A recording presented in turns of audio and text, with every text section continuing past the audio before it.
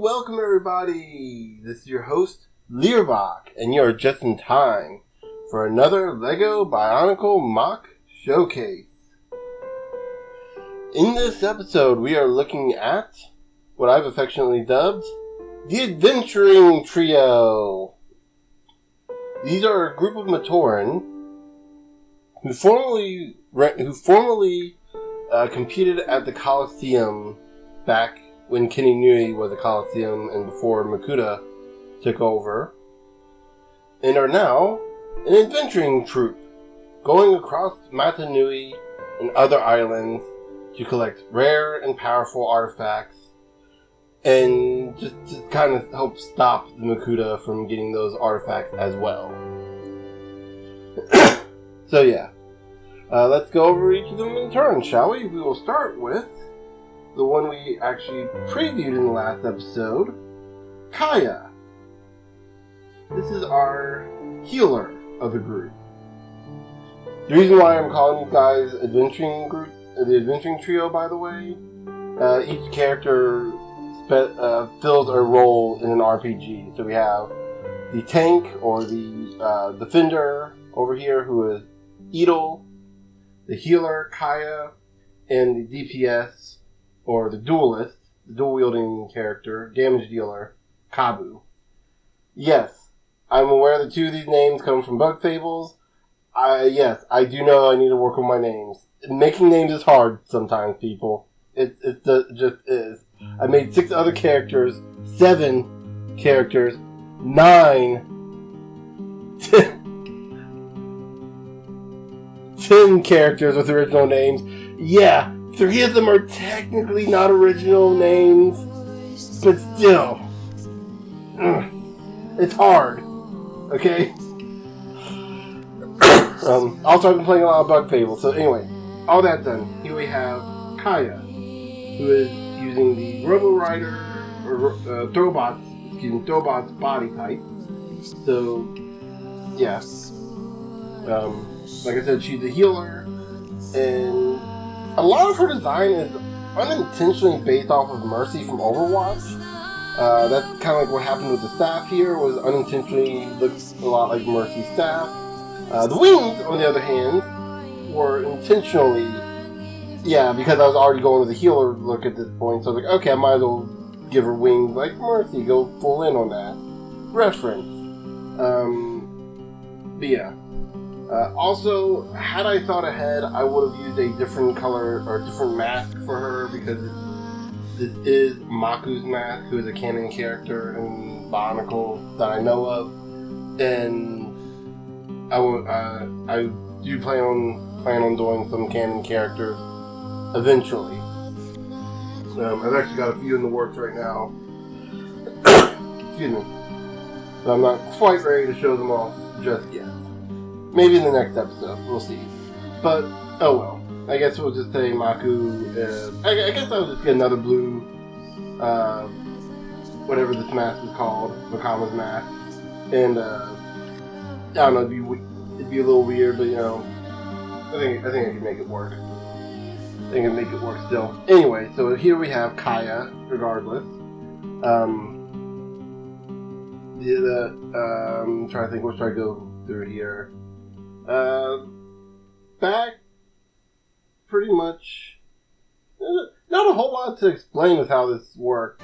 I am very proud of the staff here and how I managed to get this to work, because I wanted to do something with these blade pieces and this leg guard piece for a while now that wasn't just attaching them to the body in some weird way.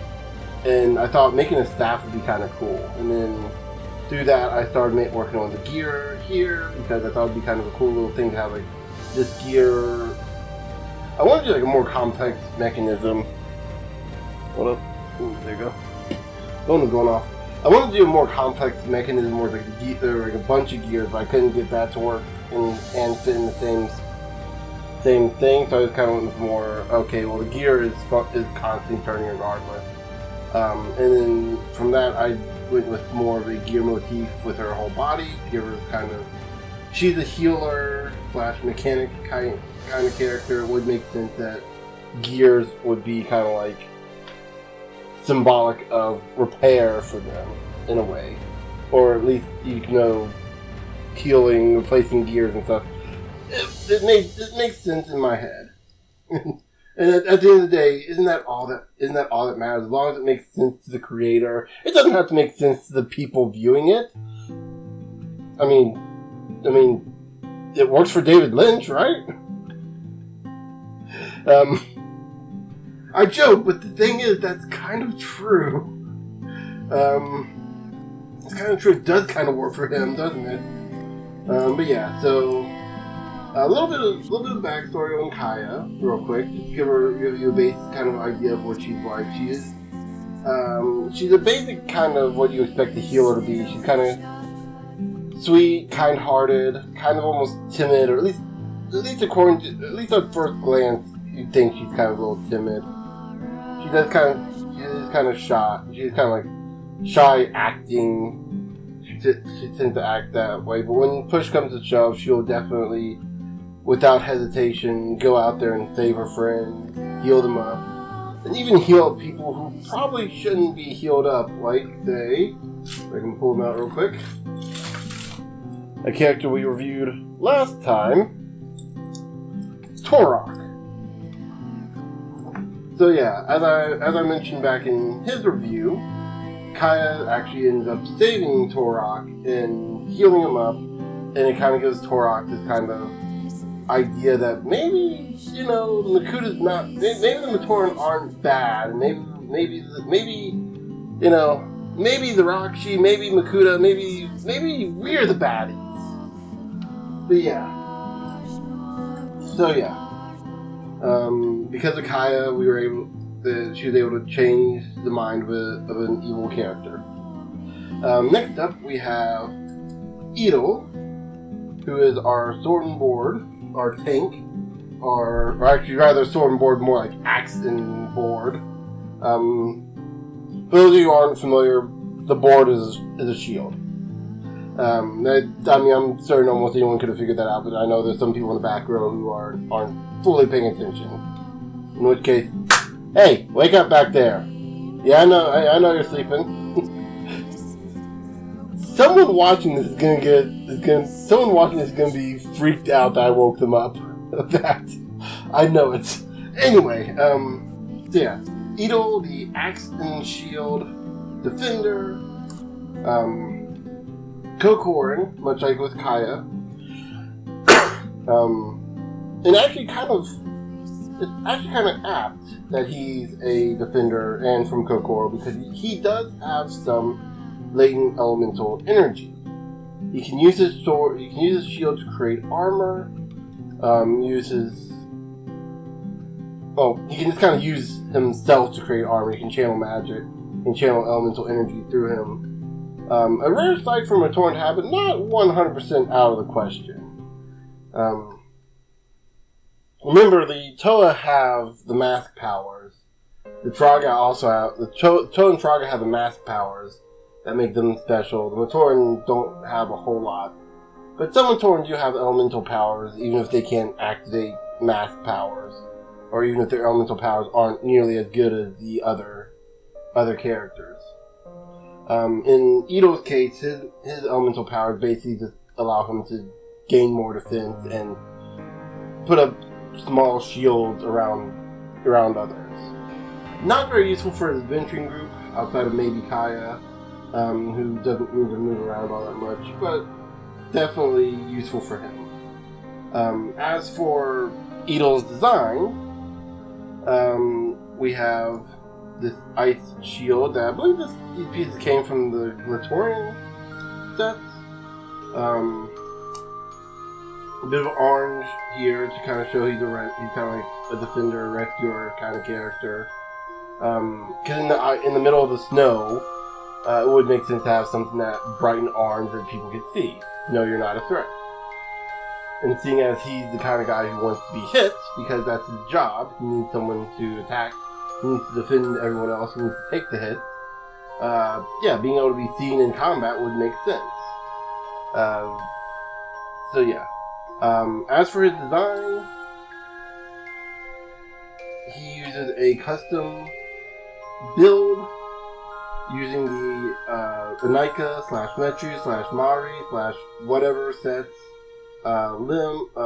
lower leg system, and then a fully custom build inside, upper torso, which we've actually gone over before, and then a Mata head using, I believe this is Solix mask.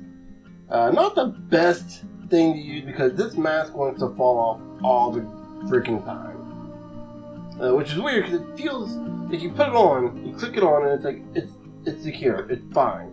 But you start moving him around, you start moving his limbs or something, all of a sudden the mask will just fall off. So I guess it loses friction after a while. And also, like, the later masks were not designed for the Mata head. Metru and Onward, they were definitely designed for the Metru head, which this body type can support. Just not this particular mask, just not with this particular mask and armor. Right there, I wasn't even trying. That just happened. Anyway, speaking of armor, being a tank, Ettel would want to be armored up, so that he's not actually taking as much damage as the enemy's dishing out. Using these G2 Bionicle armor pieces on the legs gives him some nice little leg guards, kind of thickens his legs up a bit. Use one on the shoulder, and then just to give him some asymmetry, I gave him this arm piece, or hand armor piece. One, to kind of give him some asymmetry, and two, to kind of give him this illusion of, like, better armor on the sword arm. Or the axe arm in this case. So if he does end up having to take an attack from that side, I think it's more reinforced, as opposed to a shield arm, which, you know, has the shield protector. So yeah.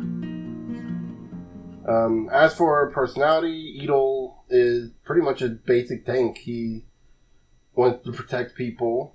He's stalwart, strong. He's kind of the party leader, and mostly in terms of combat. Usually when it comes down to who the actual leader is, all three of them kind of work together and acknowledge each other's personal strengths and traits. But when combat comes along, Ettel definitely comes about to tell everyone where to position themselves and make sure everyone's in the right spot for when they need to be done. Because it makes sense, the person who's going to be at the front of the battle most of the time, taking most of the hits, is going to be the one that you want to be giving orders. So, yeah. It's usually between him and Kaiya. Kaiya usually stays in the back and can see everything.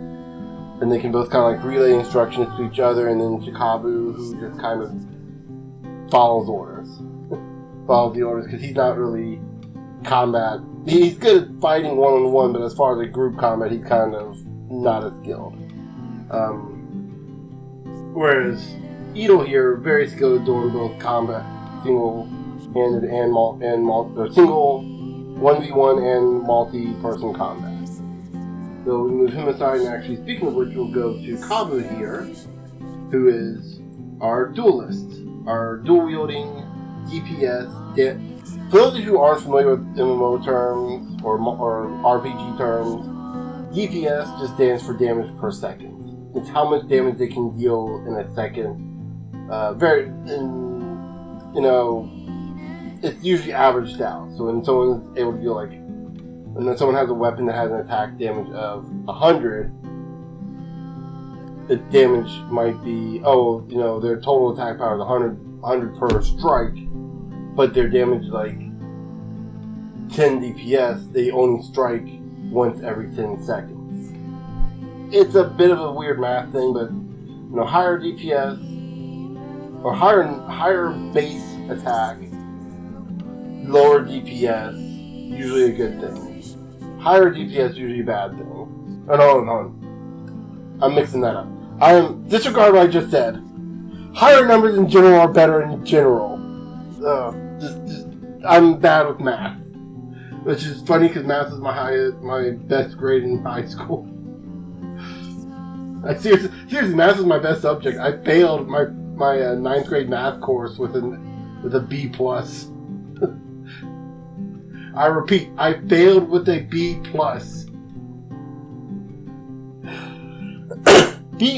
Solid B+, close to an A-. Imagine what I could do if I actually applied myself and stayed awake in that class.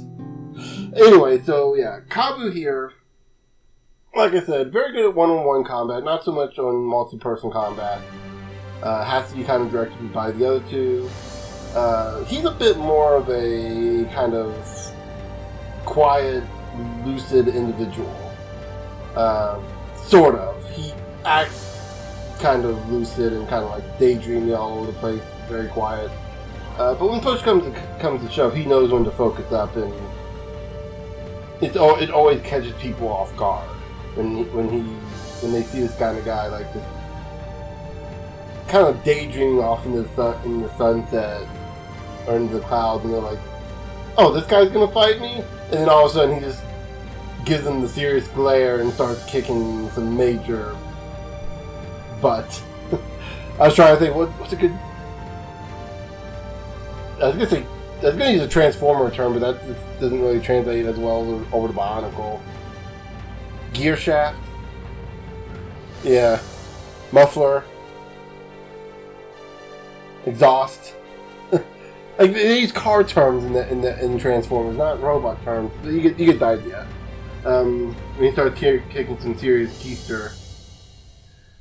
As for his design, we'll go over the swords first, because we're going to have to take them apart anyway. The swords are from Prydek, one of the kings of the sea. I think they're like the 6 kings from the Toamari sets. They're just modified so that they can fit on his hand. And of course, as always, gotta find a way to make use of the extra pieces, or make use of the excess pieces that will act as the extra handle bits, and just, there we go. They slide in, use one of the holes, kind of like lock them in. They're in storage mode. And speaking of which, we'll go into the back here. We've got a detachable back plate. It stays on most of the time, but it detaches mostly just for whenever he feels like it. It's kind of like extra armor. And there you go, that's in the back. Gave him these pieces because I thought it was kind of a bit like fur, and kind of give him like this kind of fur-shouldered look, sort of. As for the silver armor piece here, let's say it's asymmetry, yes, and totally not because I ran out of lime green pieces, and didn't have any other silver pieces. That's pretty much what happened. I ran out of lime green pieces and just used the silver piece. And I thought, I didn't want to use them on the shoulders, because, I've done so many figures that have, the shoulder piece. I want to do something a little different. And so I gave him, got a bit more of, a silver side piece. We could say paint wore off of that or something. I don't know. You could figure something out with that. Or just, that's how he looks. That's how he chooses to look. But yeah. So that is... There we go. Pull all that out. Go ahead and put the weapons back in his hands. I'm trying to think if there's anything else I need to mention about Kabbu, or any of the characters for that matter.